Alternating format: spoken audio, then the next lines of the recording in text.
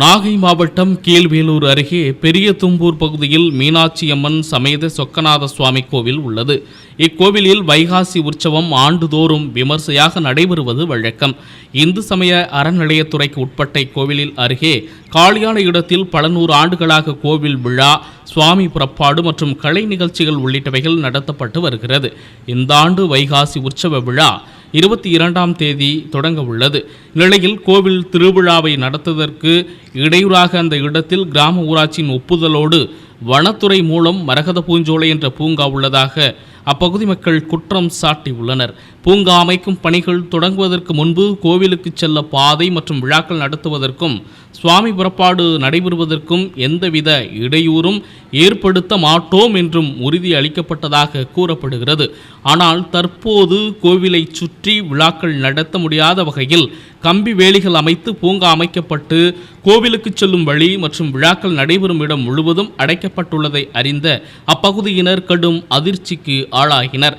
இதை கண்டித்து அக்கிராமத்தினர் போராட்டத்தில் ஈடுபட்டதால் பரபரப்பு ஏற்பட்டது. இது குறித்து தகவல் அறிந்து வந்த கீழ்வேலூர் தாசில்தார் ரமேஷ் மற்றும் போலீசார் போராட்டத்தில் ஈடுபட்டவர்களுடன் பேச்சுவார்த்தை நடத்தினர்.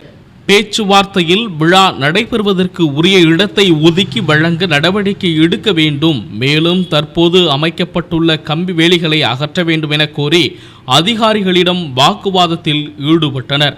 அப்போது தாசில்தார் இது குறித்து சம்பந்தப்பட்ட துறை அதிகாரிகளிடம் பேசி உரிய நடவடிக்கை எடுக்கப்படும் என உறுதியளித்தார்.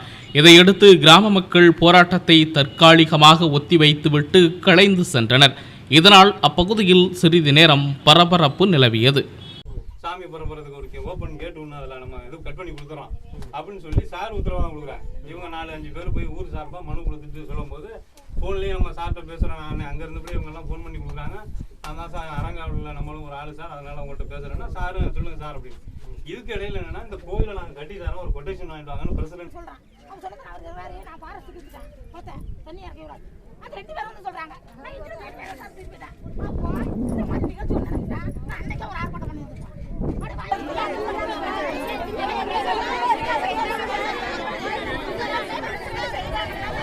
கேட்ட மாதிரி 2 பாதையை இந்த பக்கம் ஒன்று வடாண்ட பக்கம் ஒரு பாதையை ஓப்பன் பண்ணி கொடுக்க போறேன்னு சொல்லிட்டு போனவங்க மறுநாள் கம்ப்ளைண்ட் கொடுத்தாங்க.